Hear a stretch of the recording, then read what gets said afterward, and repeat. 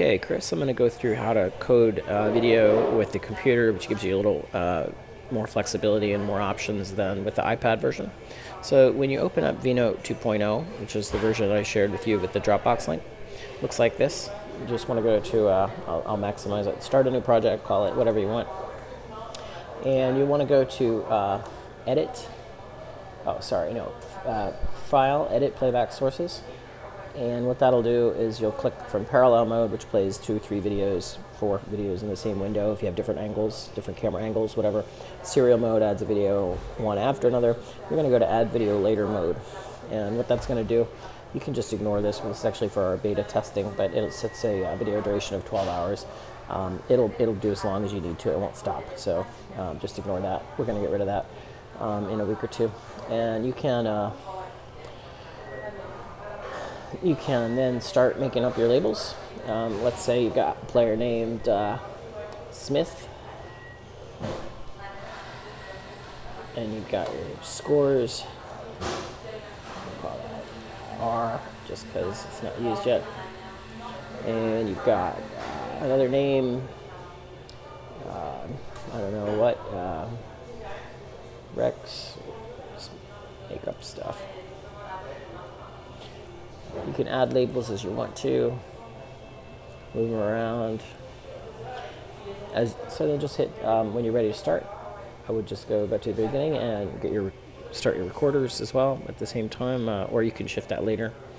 Hit play, and you're ready to code. So every time there's a score, you just want to hit R. I'm going to zoom in a little bit. Now you can see we have what we call single press mode, which is probably what you're going to want. Every time you hit somebody scores, just hit the R key. Puts a little 2 second duration track down. You can adjust that here. The lead time is for your reaction time. You can set that by the second.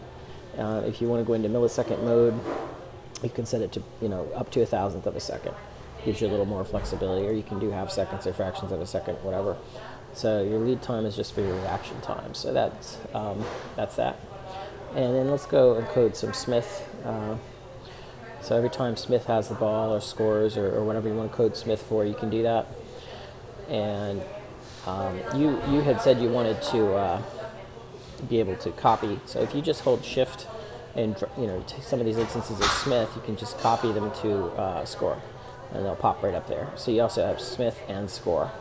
And that kind of, I think, hits the feature that you wanted. Also, if you wanted to, you can just, as you're playing it, just hit R and S at the same time, and it'll put them down together like that. So, and there you go. Let me know if you have any questions. When you want to add your video, what you're going to want to do is just drag your video in, or you can go again to edit playback sources and add it that way just by browsing. But I'm going to go to drag this video in from my desktop. Let's see, we'll just drag this one in. And now you have, and now you've got, let me turn this down a little bit. So there you go. And there's a lot more other features there, like data output and that kind of stuff. Let me know if you need some help with them. Happy to talk by Skype or by phone anytime. Thanks again.